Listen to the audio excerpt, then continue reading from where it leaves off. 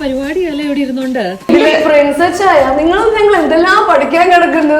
സ്കൂളിൽ പഠിച്ചുകൊണ്ടിരുന്ന സമയത്ത് മദ്യത്തിനെതിരെ ഘോരം പ്രസംഗിച്ചേർന്ന ആളാണ് ഞാൻ. അയ്യോ സോറി, പ്രസംഗിച്ചേർന്ന ആളായിരുന്നു ഞാൻ. ആ എന്നെ കൊണ്ട് ഇരുന്ന് മദ്യം കഴിക്കുന്ന സമയത്ത് കമന്റ് പറയുന്ന ഒരവസ്ഥ. ഞാൻ പറയാൻ വന്നതായിരുന്നില്ല, മദ്യം പിശാചാണ്, അത് തുടരുത്, കുടിക്കരുത്.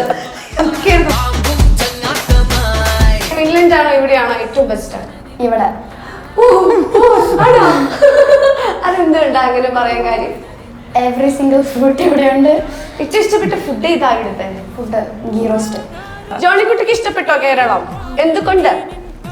ഗീ റോസ്റ്റ് ഇവിടെ ഉള്ളതുകൊണ്ട്. അപ്പൊ ഗീ റോസ്റ്റ് നിങ്ങളുടെ ഫിൻലൻഡിൽ കിട്ടില്ല? എന്റെ അടുത്ത് 2 വാക്ക് ഫിനിഷിൽ എന്നെ പറ്റി പറയാൻ പറ്റുമോ? ഓളെ കൗണിസ് നല്ല ബ്യൂട്ടിഫുൾ ആണ്. ഓ താങ്ക് യു. അവിടെ പോയിട്ട് നിങ്ങൾക്ക് ഭയങ്കര വിയേർഡ് ആയിട്ട് തോന്നി, അല്ലെങ്കിൽ നിങ്ങൾ ചെയ്ത ഏറ്റവും വലിയൊരു മണ്ടത്തരം എന്ന് പറഞ്ഞാൽ എന്തായിരിക്കും?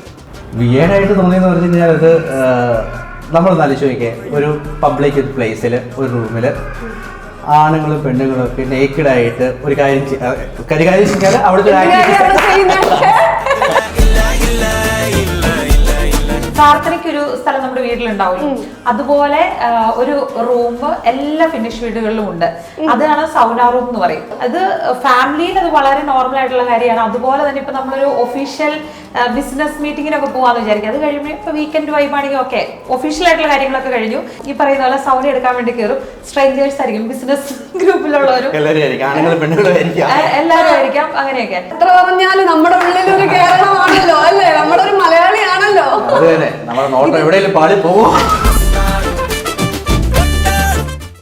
Hello, welcome to variety media. ഞാൻ നൈബിഷ. ഇന്ന് എന്റെ കൂടെ ഉള്ളത് എന്താ പറയാ, ഒരു വൈബായിട്ടുള്ള ചില്ലായിട്ടുള്ള ഒരു ഫാമിലിയാണ്. നമുക്ക് ഇനി കണ്ടുകൊണ്ടിരിക്കാൻ ഭയങ്കര രസമായിട്ടുള്ള ഒരു ഫാമിലിയാണ് നമ്മുടെ കൂടെ ഉള്ളത്. നമ്മുടെ സ്വന്തം ആരാ വില്ലന്മാരോ ജോളിക്കുട്ടി അടിക്കണ കൈ. ഹലോ, എന്തൊക്കെയുണ്ട് ഇവിടത്തെ വിശേഷം? സുഖമാണോ? ഇവരുടെ നീ ഫിനിഷ് പറയണോ? ഒന്നും വേണ്ട, മലയാളത്തിൽ പറഞ്ഞാ പോരെ? അങ്ങനെയാണെങ്കിൽ ഞാൻ ഇവിടുന്ന് പോയിപ്പോ. അത് ശരിക്കും ഭയങ്കര ഒരു ക്വാളിറ്റി ആട്ടോ. നിങ്ങൾ ചെയ്ത ഒരു ബെസ്റ്റ് ആയിട്ടുള്ള ഒരു കാര്യമാണ്. കാരണം കുട്ടികൾക്ക് നന്നായിട്ട് മലയാളം അറിയാം. നമ്മുടെ ഇവിടുത്തെ പിള്ളേരെ തന്നെ ഇപ്പൊ ശരിക്കും മലയാളം പറയുന്നില്ല. അക്കാലത്ത് ഈ ഫിൻലൻഡിലുള്ള കുട്ടികൾ മലയാളം പറയാന്ന് പറയുമ്പോ എനിക്ക് നിങ്ങളോട് ഭയങ്കര ഇഷ്ടമായിപ്പോയി. നമുക്ക് എന്താ പറയാ, ഈ കുഞ്ഞു ബേബിനെ കാണുമ്പോ ഹലോ ആരാത് ബേബി പേര് പറയും. നമുക്ക് മാളു, ചക്കി, ജോണിക്കുട്ടി, ചിക്കു ചേച്ചി, ചേട്ടന്റെ പേര് ഞാൻ വിട്ടു, പ്രിൻസ്. ഓക്കെ, അപ്പൊ ഇത് പ്രിൻസ് ചേട്ടൻ. ഞാൻ പരിചയപ്പെടുത്തണോ? വേണ്ടല്ലോ അല്ലേ? ഞാൻ പരിചയപ്പെടുത്തി വെറുതെ നാശമാക്കണ്ട. ഇങ്ങനെ പോട്ടെ. അല്ല, അറിയാത്ത ഒരുപാട് പേരുള്ളൂ. കാരണം നിങ്ങളുടെ റീൽ നമ്മളെ കയ്യിൽ ഇങ്ങനെ എത്തും, നല്ല വൈറലായിട്ട് എത്തും. അങ്ങനെ വൈറലായി ഞാൻ കണ്ട റീൽ ഞാൻ ആദ്യം നിങ്ങൾക്ക് കാണിച്ചു തരട്ടെ. ഫസ്റ്റ് ജോണിക്കുട്ടി, നീയാണതിലെ നടൻ.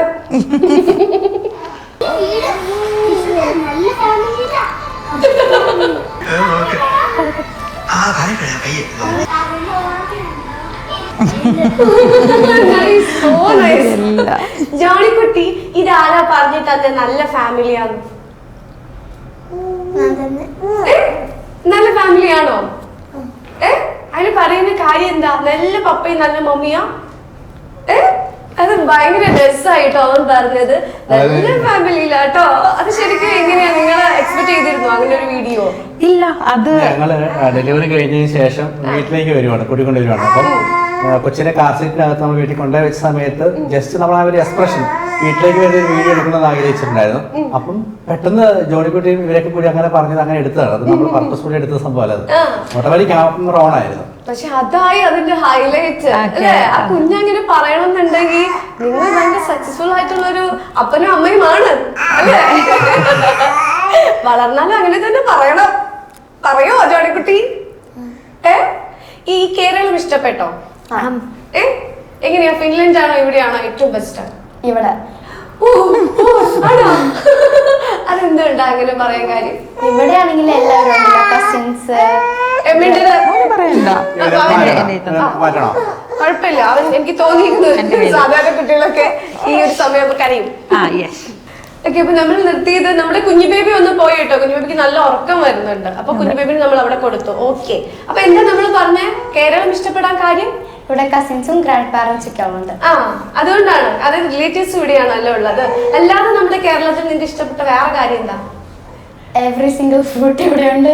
ഏറ്റവും ഇഷ്ടപ്പെട്ട ഫുഡ് ഇതാ ഇവിടുത്തെ food ghee roast. Ghee roast. ആ, എനിക്കും അല്ലേ, ഞാൻ എപ്പോഴും ഗീ റോസ്റ്റ് കഴിക്കുക.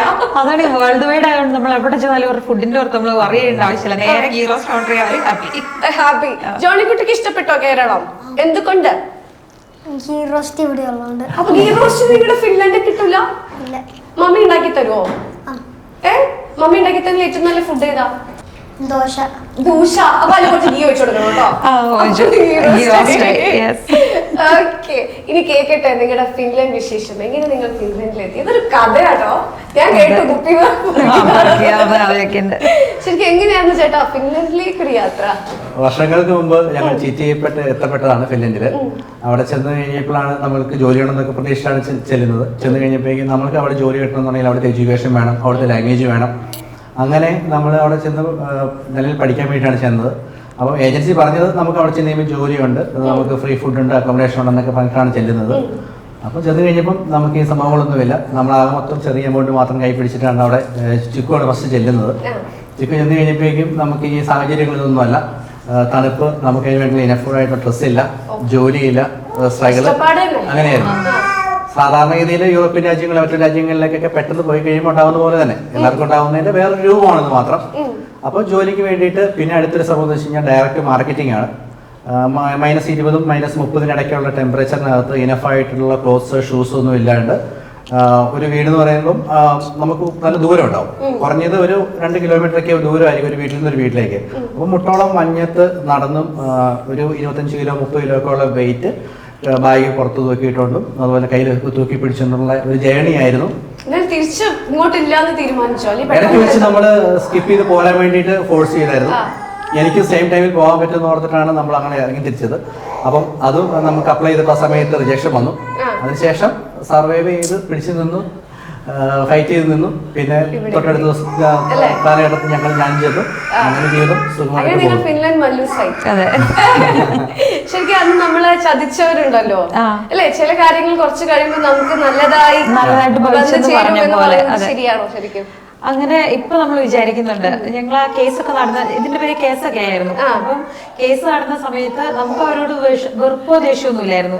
കാരണം എന്താ വെച്ച് കഴിഞ്ഞാൽ ഈ കേസിന്റെ ഒരു വിധിയൊക്കെ വരുന്ന സമയപ്പോഴേക്കും നമ്മള് അത്യാവശ്യം നമ്മുടെ തന്നെ കഷ്ടപ്പാടുകൊണ്ടാണേലും അവിടെ ഒന്ന് പിടിച്ചേക്കണ സെറ്റപ്പായി. അപ്പം അങ്ങനെ വരാൻ പറ്റിയതിന് റീസൺ ആയല്ലോ എന്നുള്ളൊരു ചിന്ത നമുക്ക് വന്നു. അതെ, അവരൊരു കാരണക്കാരായല്ലോ അവരെന്നല്ലേ. ശരിക്കും ഇപ്പൊ നമ്മൾ സക്സസ്ഫുൾ ആയതുകൊണ്ട് അങ്ങനെ തോന്നുന്നത്. അല്ലാന്നുണ്ടെങ്കിൽ അവരെ പിന്നെ കണ്ട എന്ത് ചെയ്യുമായിരുന്നു? പറയൂ. നമ്മള് പോസിറ്റീവായിട്ടുള്ള കാര്യം ലക്ഷ്യം വെച്ച് നല്ല കാര്യം വെച്ച് പോയി കഴിഞ്ഞാൽ എങ്ങനെയെല്ലാം കറങ്ങി തിരിഞ്ഞു വന്നാലും അത് നല്ലതായിട്ട് ഭവിക്കും എന്നുള്ളൊരു വിശ്വാസമാണ്. അതായിരിക്കാം ആ വിശ്വാസം ശരിയായി. ആരെവിടെ പാടുന്നത്? തന്നെത്താനെ പാടി ഉറങ്ങുന്നത്. അങ്ങനെ ഉറങ്ങും, ഒറ്റയ്ക്ക് ഉറങ്ങിക്കോളും. ഉറക്കം വരാറെ വഴിയാവും തന്നെ പാടാൻ തുടങ്ങും. അപ്പൊ നമുക്ക് ഇപ്പോ ഫിൻലാൻഡ് ഓക്കെയാണ് അല്ലേ? ഇപ്പൊ ശരിക്കും എവിടെ നിൽക്കുമ്പോഴാണ് നല്ലൊരു ഹോംലി ഫീല് ശരിക്കും ഫീൽ ചെയ്യുന്നത്? എവിടെയാ? ഇവിടെയാണോ അവിടെയാണോ? കുറേ വർഷം നമ്മൾ അവിടെ ജീവിച്ച് സെറ്റിലായി കഴിയുമ്പം പ്രത്യേകിച്ച് പിള്ളേരും എല്ലാം ഇപ്പം നമ്മുടെ വീട് എന്ന് പറയുമ്പം ഫിൻലൻഡിൽ തന്നെയാണ് നമുക്ക് ആ ഒരു കംഫർട്ട് വരുന്നത്. പക്ഷെ നാട് നമ്മുടെ നൊസ്റ്റാൾജി എന്താ പറയുക, ജനിച്ചു വളർന്ന നാട്, അത് വേറൊരു ഫീലും കൂടെയാണ് നമുക്ക്. അതുകൊണ്ട് ശരിക്കും പറഞ്ഞു കഴിഞ്ഞാൽ എക്സാക്ട് ആൻസർ പറയാൻ നല്ല ബുദ്ധിമുട്ടാണ്. ഇവിടെ സുഖം അവിടെ സുഖം, സുഖമാവട്ടെ അല്ലെ, അതാണല്ലോ നമുക്ക് വേണ്ടത്. എവിടെയാണ് നമ്മൾ ജീവിക്കുന്നത് അവിടെ സന്തോഷമായിട്ട് ജീവിക്കുക എന്നുള്ളതല്ലേ കാര്യം. അത് ഇഷ്ടപ്പെട്ടു ശരിക്കും. ഇല്ലേ, ഞാനൊരു കാര്യം പറയട്ടെ, ഈ കൂളിംഗ് ഗ്ലാസ് വെച്ചിട്ട് എനിക്ക് എന്നെ തന്നെ കാണുമ്പോ എന്തോ ഒരു പോലെ പല കാര്യങ്ങളും സംസാരിക്കുമ്പോ ആരോടോ സംസാരിക്കുന്ന ഒരു ഫീല്. എല്ലാ ഇന്റർവ്യൂവിലും ഒരു കൂളിംഗ് ഗ്ലാസ് കരുതി വെച്ചിട്ടുണ്ട്. ഇപ്പൊ കൊള്ളാം. ആ കണ്ണൊക്കെ കാണുമ്പോഴല്ലേ അല്ലേ? അതെ, പറയണതൊക്കെ ജെനുവിനാണോ അറിയണ്ടേ? കാരണം ചിലപ്പോ കരഞ്ഞു പറയണമെന്നൊന്നും നമുക്ക് അറിയില്ലല്ലോ. അല്ല, ഞാൻ ഇവിടെ നിന്ന് ഉൾപ്പെടെ പറയുമ്പോഴാണോ സത്യങ്ങൾ തുറന്നു പറയുന്നത് പറയുമ്പോഴേ ഇപ്പൊ സെറ്റായി. ഈ ഫിനിഷ് ആണല്ലോ, നിങ്ങൾ പറഞ്ഞു അവിടെ പോയപ്പോ ഇംഗ്ലീഷ് അല്ലായിരുന്നു. അല്ലല്ല. ഇംഗ്ലീഷ് അല്ല, നിങ്ങൾ വിചാരിച്ച ഒരു കാര്യമല്ല. നിങ്ങൾക്ക് പൈസയുടെ ഒരു ബുദ്ധിമുട്ടുണ്ടാവും, ഒന്നും അറിയില്ല. അപ്പൊ ഇപ്പൊ ഭയങ്കര ഈസി ആയിട്ട് നമുക്ക് തോന്നുമെങ്കിലും അന്ന് നിങ്ങളെടുത്ത കഷ്ടപ്പാട് വളരെ വലുതാണ്. ചേട്ടൻ പറഞ്ഞു ബാഗൊക്കെ ഇട്ട് പോവാന്നൊക്കെ പറഞ്ഞ. അപ്പൊ ചേട്ടൻ തൂക്കിയെടുത്തിട്ടില്ല, തൂക്കിയെടുത്ത് ഞാനാണ്. അത് ഞാൻ പറഞ്ഞല്ലോ, ചേച്ചി നോക്കിയാണെന്ന് ഞാൻ പറഞ്ഞല്ലോ. നടക്കുന്നില്ല, ഇതിന്റെ ആവശ്യമായിരുന്നല്ലോ ഇവിടെ എത്താന്നുള്ളത്. കൂടെ പോലും ഉണ്ടായിരുന്നില്ല പാവം. അന്നൊക്കെ എത്രയായിരുന്നു വെയിറ്റ് ഒക്കെ ഇതിന്റെ പകുതിയേ ഉണ്ടായിരുന്നുള്ളൂ. അങ്ങനെ ഞങ്ങളൊരു 4-5 പേരെ ഉണ്ടായിരുന്നുള്ളൂ. ശരിക്കും സ്ട്രഗിൾ ചെയ്തിങ്ങനെ മറ്റേ കഴുത ഭാരം വലിച്ചു പോകുന്ന ഒരു സെറ്റപ്പ് ഒക്കെ ഉണ്ട്. ഏന്തി വലിഞ്ഞ് സ്ലോയ്ക്കകത്ത് അത്രയും സ്ട്രഗിൾ. നമ്മളെന്താ ചെയ്യും, മുന്നിൽ നടക്കുവോ? അല്ല ഓക്കെ, അതിനുശേഷം അപ്പൊ ഭയങ്കര പേടിയായിട്ടുണ്ടാവല്ലോ ചേട്ടന്? ഇല്ല, ഞാൻ പറഞ്ഞായിരുന്നു ചെന്ന് 6 മാസത്തിനുള്ളിൽ തന്നെ തിരിച്ചു പോരും പറയുന്നുണ്ട്. കാരണം വെച്ച് കഴിഞ്ഞാൽ ഞാൻ യൂറോപ്പ് സ്വപ്നം കണ്ട ഒരാളല്ല. എനിക്ക് ഹൈ റേഞ്ചിൽ അച്ചായൻ വൈബൊക്കെ ആയിരുന്നു എനിക്ക് ഇഷ്ടം.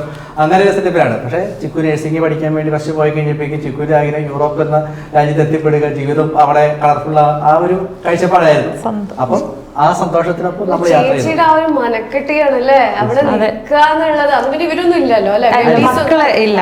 നമ്മൾ ഇതിനൊരു വലിയ സ്ട്രഗിളിൽ ചാടി കഴിയുമ്പോഴേക്കും നമ്മൾ പിന്നെ എങ്ങനെയും അതിനെ ഓവർകം ചെയ്ത് പോരാതെ നമുക്ക് പറ്റില്ല. അതായത് തിരിച്ചു പോരാന്ന് പറയുമ്പോഴേക്കും അത് ഭയങ്കര വലിയൊരു നഷ്ടമായിരിക്കും. എന്തായാലും അത്രത്തോളം നമുക്ക് തിരിച്ചു പോവാനും തോന്നുന്നു. മുങ്ങി ഇനി നനഞ്ഞു കുളിച്ച് കയറി വരിക, ഇനി കുളിച്ചു കയറാതെ അല്ലേ. ഇപ്പൊ നിങ്ങൾ അവിടെ മുങ്ങി തപ്പി അല്ലെ, കൊറേ മുത്തുകൾ വാരി, ആ മുത്തുകൾ ഇനി തിരിച്ചു പോവാൻ ഇഷ്ടമുണ്ടോ ഫിലിമിലോട്ടാ? അങ്ങനെ ചെയ്യുമ്പോ സ്കൂളുള്ളതുകൊണ്ട് സ്കൂൾ ഇവിടെ ഉണ്ടല്ലോ, അങ്ങനെ പിന്നെ ഫ്രണ്ട്സ് ഇരിക്കും അവിടെയാണല്ലോ. അല്ലെ, നിങ്ങൾ ഫിനിഷ് സംസാരിക്കുമോ? എന്റെ അടുത്ത് 2 വാക്ക് ഫിനിഷിൽ എന്നെ പറ്റി പറയാൻ പറ്റുമോ?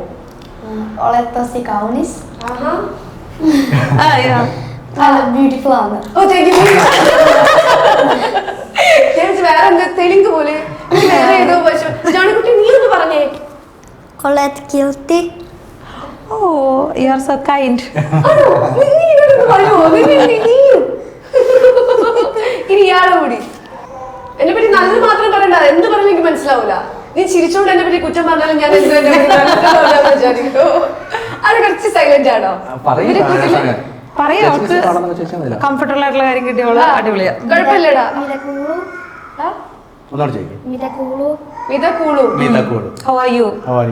സുഖം. ഞാൻ വെച്ചിട്ട് ഭയങ്കര കൂളോ, ഇപ്പൊ കുറച്ച് കൂളാ. ഈ ഒരു ലാംഗ്വേജ് ശരിക്കും പഠിക്കാൻ നിങ്ങൾ എന്തൊക്കെ ചെയ്തു? ഫസ്റ്റിൽ ഇംഗ്ലീഷ് ഒന്നായിട്ട് ഒരു ലാംഗ്വേജ് ഇല്ല, അവിടെ 2 ലാംഗ്വേജ് ഉണ്ട് നാഷണൽ ലാംഗ്വേജ് പോലെ. അവിടെ ശരിക്കും ഫിനിഷും സ്വീഡിഷും. ഫിനിഷും സ്വീഡിഷും അത് ഇതുപോലെ തന്നെയാ ഓൾമോസ്റ്റ്. പക്ഷേ ഞാൻ പറഞ്ഞോട്ടെ കുറച്ച്. പറയൂ ജോണിക്കുട്ടി, പറയൂ. സ്വീഡിഷ് ആട്ടോ റോസി എന്ന് പറഞ്ഞാല്.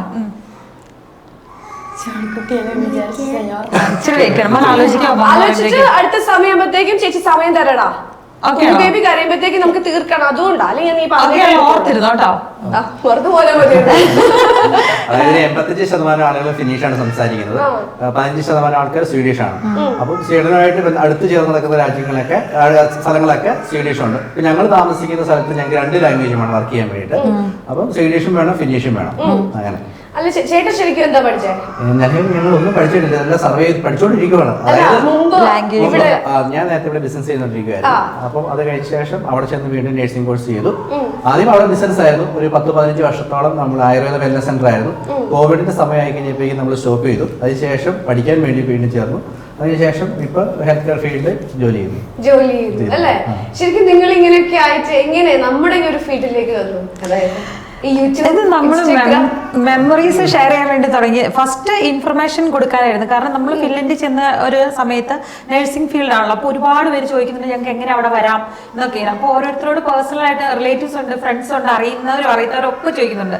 അപ്പോൾ ഇവരോട് റിപ്ലൈ കൊടുത്ത് നമ്മൾ വിചാരിച്ചു നമുക്ക് വീഡിയോ ചെയ്തിട്ടുണ്ടെങ്കിൽ ഫോർവേഡ് ചെയ്താൽ മതിയല്ലോ. അങ്ങനെ ഒരു സൈഡിൽ നിന്ന് പിന്നെ അതിന്റെ കൂട്ടത്തിൽ നമ്മൾ നമ്മുടെ കുഞ്ഞു കുഞ്ഞു മെമ്മറീസ് അല്ല പിള്ളേരുടെ മൊമെന്റ്സ് ഒക്കെ എടുത്തിടാൻ തുടങ്ങി. അങ്ങനെ ഇത് 2ഉം കൂടെ ആയി അവസാനം ഇച്ചിരി കൂടുതൽ ആളുകൾ കാണാനൊക്കെ തുടങ്ങി കഴിയുമ്പോഴേക്കും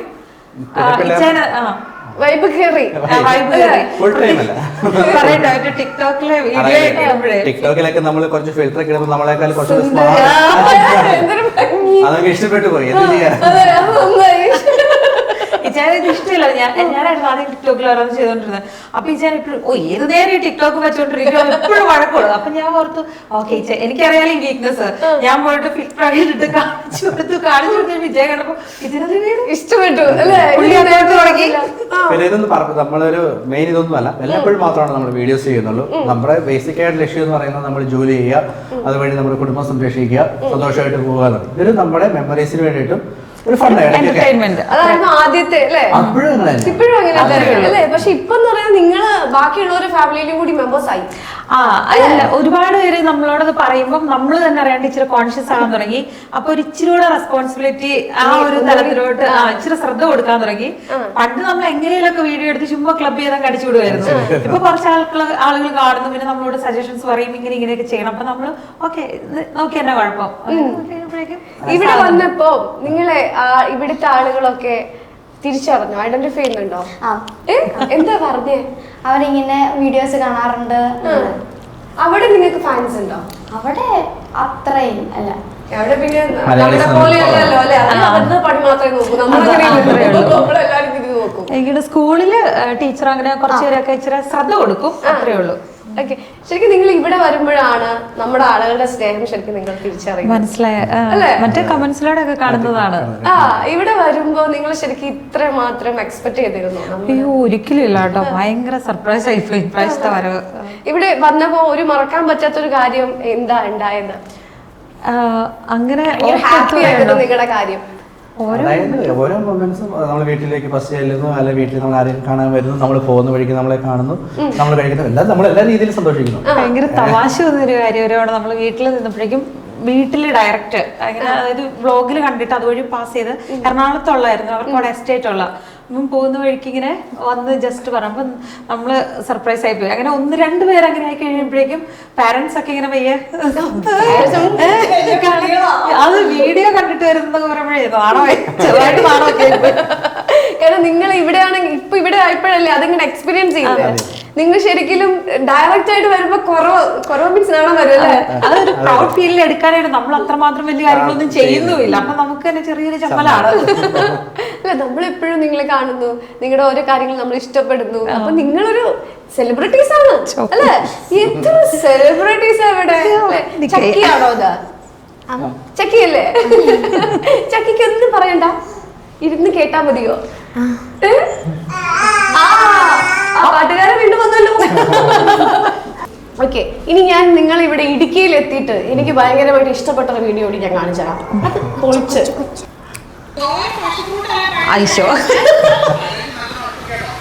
നല്ല പരിപാടിയല്ലേ ഇവിടെ ഇരുന്നോണ്ട്. ഫസ്റ്റ് പരീക്ഷണം എങ്ങനെയാണെന്ന് അറിയില്ല. നമ്മൾ ഫാഷൻ ഫോണിനകത്തേക്ക് 7 വർഷം വെച്ചു. ഞാൻ കിടക്കുമ്പോ താഴെ ചാടിപ്പോണ എങ്ങനെ എടുക്കും? കിടക്കുമ്പോ താഴെ ചാടിപ്പോണ എന്താ ചെയ്യുന്നു? ആക്ച്വലി പറയാൻ വന്ന ഡയലോഗ് ഇതല്ലായിരുന്നു. ഞാൻ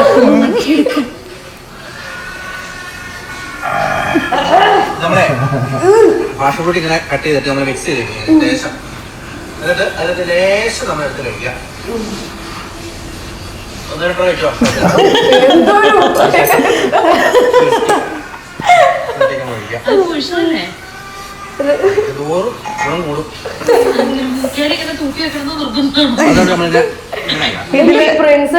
നിങ്ങൾ എന്തെല്ലാം പഠിക്കാൻ കിടക്കുന്നു.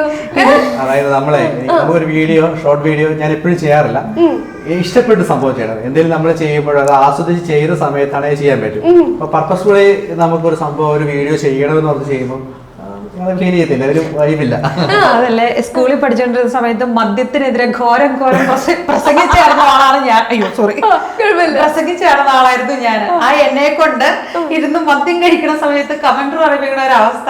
ഞാൻ പറയാൻ വന്നതായിരുന്നില്ല, മദ്യം പിശാചാണ്, അത് തുടരുത്, കുടിക്കരുത് എന്നൊക്കെയായിരുന്നു പറയാൻ വന്നത്. പക്ഷെ നമ്മള് എപ്പോഴും കഴിക്കുന്ന ആളല്ല, അതുകൊണ്ടാണല്ലോ ഇതുപോലെ കട്ടയ്ക്ക് സപ്പോർട്ട് ചെയ്യുന്നത്. എല്ലപ്പോഴും ഇത് ചുമ്മാ ഞാൻ വിചാരിച്ചത് കണ്ട് നിങ്ങൾ പരക്കുടിയനാണ്. മിക്സ് ചെയ്ത് കഴിക്കുന്ന നമ്മൾ ഒരുപാട് ഇങ്ങനെ വെറൈറ്റീസ് ചെയ്തിട്ടുള്ളതാണ്. അതായത് വല്ലപ്പോഴും കഴിക്കുന്ന ആൾക്ക് ഓക്കെ, അത് ചുമ്മാ ആസ്വദിച്ച് കഴിക്കുമ്പോൾ 1-2 ഒക്കെ കഴിക്കുമ്പോൾ ഒരു ഇതില്ലേ, അതുള്ളൂ. വല്ലപ്പോഴും അപൂർവമായിട്ട് നടക്കുന്ന സംഭവമാണ്. 2 വർഷമായിട്ട് മേടിച്ചു വെച്ച കുപ്പി ഇപ്പോഴും വീട്ടിലിരിപ്പുണ്ട്. ശരിക്കും ഇപ്പൊ ഇഷ്ടമല്ല, വലിയ താല്പര്യം ഇല്ല. വല്ലപ്പോഴൊക്കെ നമ്മുടെ ഫ്രണ്ട്സ് കുടുംബം അതൊന്നും രണ്ടാക്കി കഴിക്കുന്നത് അങ്ങനെ. ചേച്ചി ഇപ്പൊ ഇല്ല, മറ്റേ പ്രഗ്നൻസി ബ്രസ്റ്റ് ഫീഡിന്റെ ടൈം അങ്ങനെ കഴിക്കത്തില്ല. അല്ലെങ്കിൽ ഹോട്ട് എനിക്ക് അത്ര ഇഷ്ടമില്ല. റെഡ് വൈൻ അവിടെ ഫുഡിന്റെ കൂട്ടത്തില് ഡിന്നർ ടൈമില് അതൊരു കൾച്ചറിന്റെ ഭാഗം കൂടിയാ, അപ്പം കുറച്ച് കഴിക്കും. ഓക്കെ, എങ്ങനെയുണ്ട് ആ റെസിപ്പി പാഷൻ ഫ്രൂട്ടിലൊക്കെ ഒഴിച്ചിട്ട്? അത് ചുമ്മാ ഞാൻ പരീക്ഷിച്ച് നോക്കിയാണ്. കാരണം ഒത്തിരി ഇങ്ങനെ വീണെടുക്കുവാണല്ലോ. പൊള്ളിപ്പോയോ? മഴ, ചെറിയ മഴ, ഭയങ്കര വൈമാണ് മഴ, പിന്നെ ചെറിയ മഴ, പ്രഷർ ഫ്രൂട്ട്,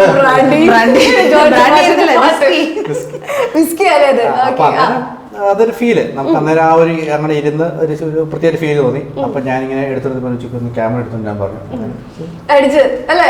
ഇത് അച്ഛന്മാരൊക്കെ നിങ്ങളുടെ ഇടവകയില് കാണുന്നുണ്ട്.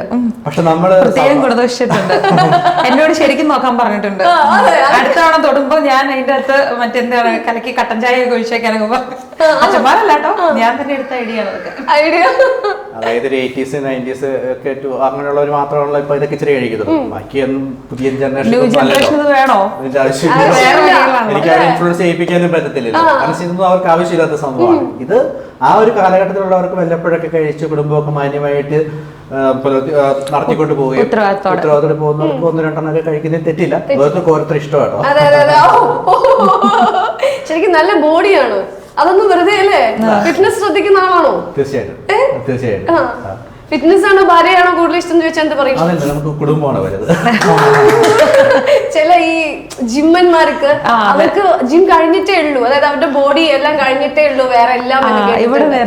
അതായത് ഞാൻ വർക്കൗട്ട് ചെയ്യുന്നത് വെച്ച് കഴിഞ്ഞാല് ഇവരെല്ലാവരും ഉറങ്ങിക്കിടക്കുന്ന സമയത്തായിരിക്കും.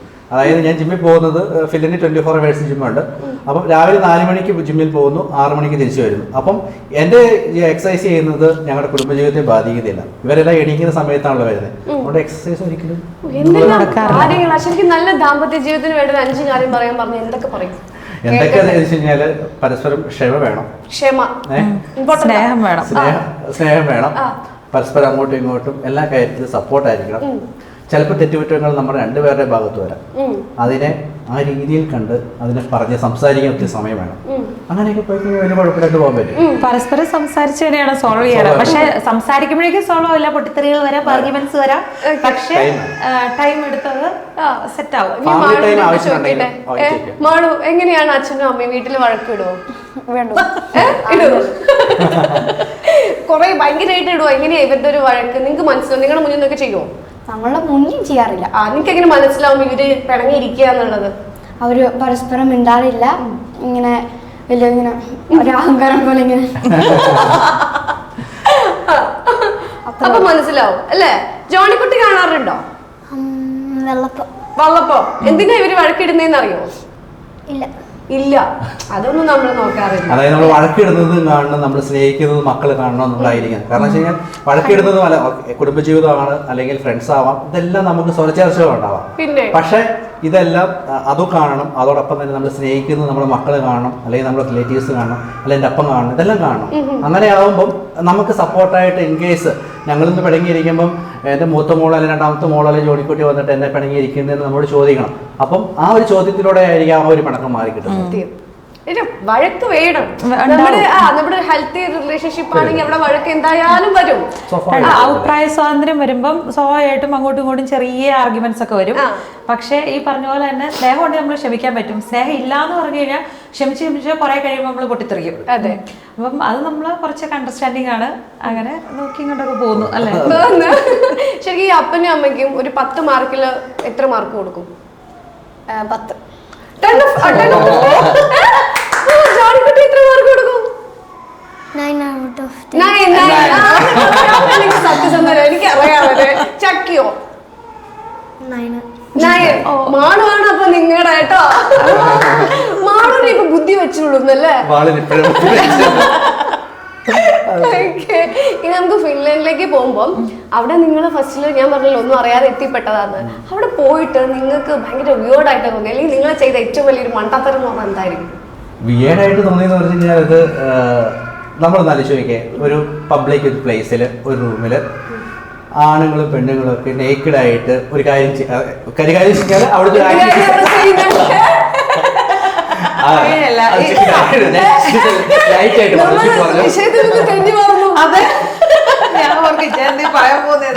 സൗന കൾച്ചർ കേട്ടിട്ടുണ്ടോ?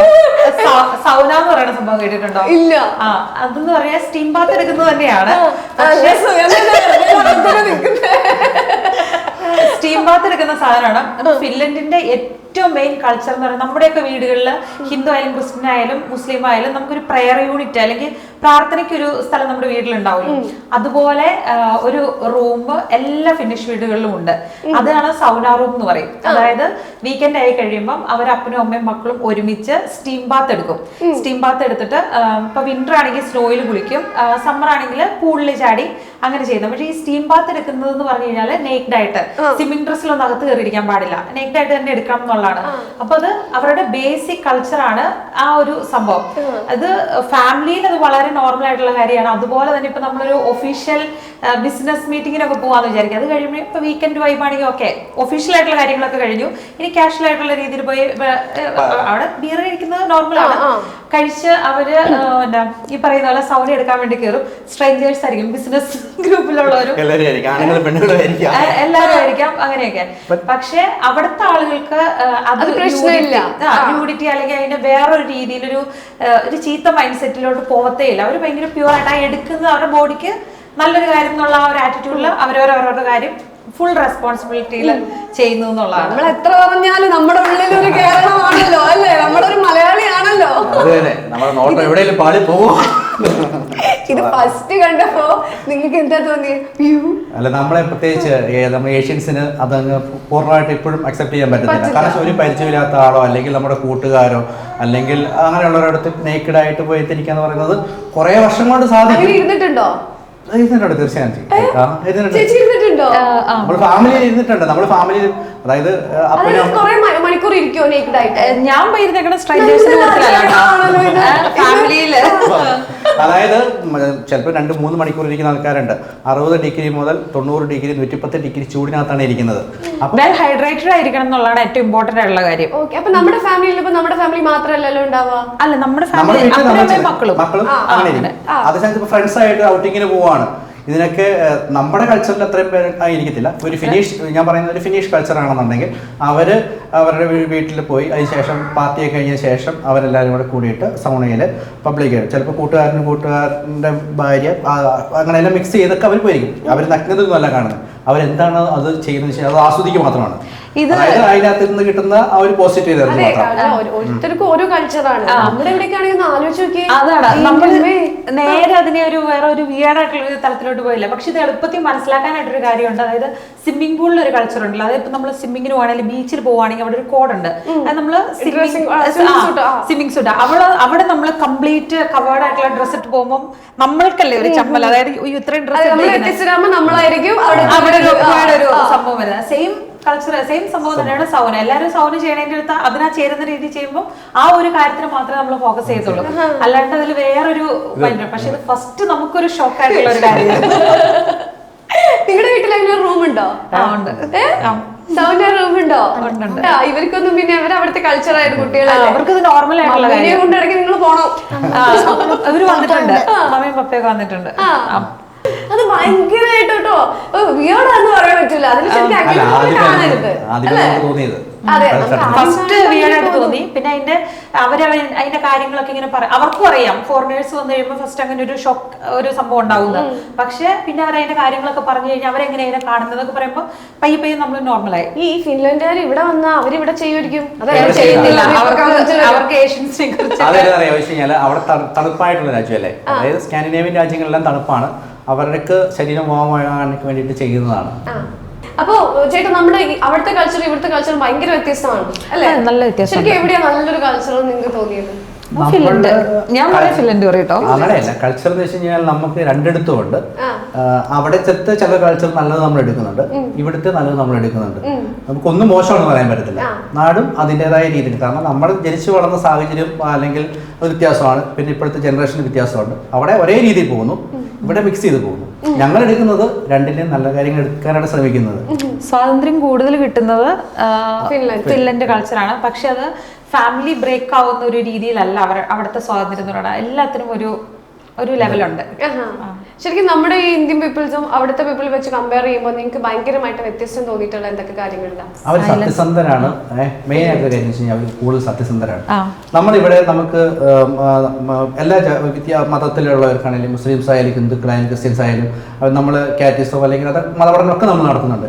എങ്കിൽ പോലും കൂടുതൽ തെറ്റുകൾ ചെയ്യുന്നത് പഠിക്കേണ്ടത് എന്തോ നമ്മൾ പഠിക്കുന്നില്ല. കൂടുതൽ തെറ്റുകൾ ചെയ്യുന്നത് ഇവിടെയുള്ള ആൾക്കാരായിരിക്കും. കളത്തരങ്ങൾ കാണിക്കും. അവിടെ എന്ന് വെച്ച് കഴിഞ്ഞാല് അവന്റെ കാര്യം മാത്രം നോക്കി ജെന്യൂൻ ആയിട്ട് പോകുന്നു. അതായത് ഗവൺമെന്റ് ആയാലും ശരി അവിടുത്തെ എല്ലാ കാര്യങ്ങളും സത്യസന്ധമായിട്ട് കൈക്കൂലിയില്ല അങ്ങനെയുള്ള കറക്റ്റ് ആയിട്ട് പോകുന്നു. വെറുതെ അല്ല. ഇപ്പൊ എന്താ ഹാപ്പിയസ്റ്റ് കിട്ടിയില്ല അല്ലേ? പൊസിഷൻ അല്ല, 8ാമത്തെ പ്രാവശ്യം തുടർച്ചയായിട്ട് 1ാം സ്ഥാനം കരസ്ഥമാക്കിയാണ്. 1ാം സ്ഥാനമാണ്, 8ാം സ്ഥാനമല്ല, 8 പ്രാവശ്യം അടുപ്പിച്ച് കിട്ടി 1ാം സ്ഥാനമാണ് ഫിൻലൻഡ് കിട്ടിയത്. അതിന്റെ മെയിൻ കാരണം എന്ന് വെച്ച് കഴിഞ്ഞാൽ സോഷ്യൽ സെക്യൂരിറ്റി ആണ്, പിന്നെ അവിടുത്തെ എഡ്യൂക്കേഷൻ, പിന്നെ അവിടുത്തെ വർക്കിംഗ് ലൈഫ്, ഇതൊക്കെ തന്നെയാണ് മെയിൻ കാരണം. പക്ഷെ ഇതൊക്കെ നമ്മളൊരു ഫോറിനേഴ്സിനോട് ചോദിച്ചു കഴിഞ്ഞാൽ, ഇപ്പൊ എക്സാമ്പിൾ പറയുകയാണെങ്കിൽ നമ്മൾ ഇവിടുന്ന് ഒരു സ്റ്റുഡന്റ് പോയോ അല്ലെങ്കിൽ എക്സാമ്പിൾ ഞങ്ങളാണെങ്കിൽ തന്നെ പോയി കഴിഞ്ഞാൽ പെട്ടെന്ന് ഞങ്ങളുടെ അടുത്ത് ചോദിച്ചാൽ ഞങ്ങൾ ഹാപ്പിയോടെ ഒരിക്കലും ഞങ്ങൾക്ക് പറയാൻ പറ്റത്തില്ല. കാരണം നമ്മുടെ ജീവിതം കെട്ടിപ്പിടുക്കാൻ വേണ്ടി വീടായ കാര്യങ്ങളായി ഇതെല്ലാം തമ്മിൽ നെട്ടോട്ടമായിരിക്കും. ഒരു ഫിനിഷ് പവറിനെ സംബന്ധിച്ചിടത്തോളം ഓവറേജ് അവർ സെറ്റ് ആയിരിക്കും. ഇവർക്കൊരു വീടുണ്ടാവും, അവരുടെ നേച്ചർ ഇതിനെല്ലാമായിട്ട് ജീവിച്ചു പോകുന്നതായിരിക്കും. നമ്മൾ പല കാര്യങ്ങളും നാട്ടിൽ നിന്ന് മിസ് ചെയ്തിട്ട് വരുന്നതുകൊണ്ട് ഒരു ഫോറിനറെ സംബന്ധിച്ചത് പറ്റത്തില്ല. അവിടെ ജീവിച്ച് കുറച്ച് വർഷം കഴിഞ്ഞാൽ നമ്മൾ, അതായത് അവിടെ ചെയ്യാൻ പറ്റുന്നത് ഇവിടെ ചെയ്യാൻ പറ്റാത്തതുമായിട്ടുള്ള ഒരു കാര്യം എന്താ? ലൗഡ്, അതായത് അവിടെയുള്ള ആളുകൾ പൊതുവെ സൈലൻസിനെ ഇഷ്ടപ്പെടുന്നവരാണ്. നമ്മൾ കൂടുതൽ ലൗഡാണ്, ഭയങ്കര എക്സ്പ്രസീവ് ആണ്. അവർ എക്സ്പ്രസീവ് ആണ്, പക്ഷെ മൈൽഡ് ആയിട്ടായിരിക്കും അവരുടെ രീതികൾ. അപ്പം അതൊരു ഭയങ്കര ഡിഫറൻസ് ആണ്. നമുക്ക് അവിടെ നിന്ന് ഇവിടെ വരുമ്പോഴേക്കും നമുക്ക് കുറെ നാൾ അവിടെ ജീവിച്ചിട്ട് വരുമ്പോൾ നമുക്കും ഈ ശബ്ദവും ഭയങ്കര ഒച്ചയെടുക്കുന്ന ഇച്ചിരി പാടായിരിക്കും. ഇവിടെ അങ്ങനെ ആയിരുന്നെങ്കിലും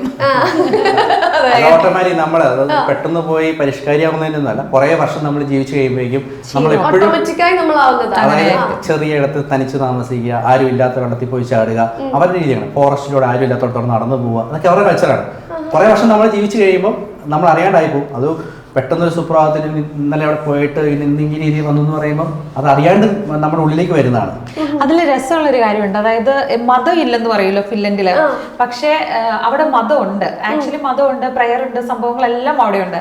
എന്നാലും ഒരു റിയൽ ഫിനിഷുകാരൻ എന്ന് പറഞ്ഞാൽ അവൻ അവന്റെ പ്രകൃതിനെ, നേച്ചറിനെ അവൻ ശരിക്കും ഒരു റിലീജിയൻ ആയിട്ട് കാണുന്നുണ്ട്. പുള്ളി അവിടെയുള്ള ആളുകൾ പറയുന്നത് അവർക്ക് ഇന്നർ പീസ് കൂടുതൽ കിട്ടുന്നത് നേച്ചറിലോട്ട് കണക്ട് ചെയ്യുമ്പോഴാണ്. അപ്പൊ എന്താന്ന് വെച്ച് കഴിഞ്ഞാൽ അവരായിരിക്കുന്ന സ്ഥലങ്ങള് പരിസരങ്ങളൊക്കെ നല്ല ക്ലീൻ ആയിട്ട് നീറ്റായിട്ട് അങ്ങനെയൊക്കെ സീസൺ അനുസരിച്ച് ഭയങ്കരമായിട്ട് സീസൺ അനുസരിച്ച്. അത് ഓട്ടം എന്നൊക്കെ പറയുമ്പോൾ ഫുൾ ഇലകളൊക്കെ വീണ് നാശമായിട്ട് കിടക്കും. നമ്മുടെ വേണമെങ്കിൽ അല്ലെങ്കിൽ അല്ല, യൂറോപ്യൻ രാജ്യങ്ങളിലെ മിക്ക രാജ്യങ്ങളിൽ ഇങ്ങനെയൊക്കെ തന്നെയാണ്. ഇപ്പൊ നമ്മൾ ഫിൻലൻഡ് ആയതുകൊണ്ട് ഫിൻലൻഡിന്റെ കാര്യം എടുത്തു പറയുന്നത് മാത്രമേ ഉള്ളൂ.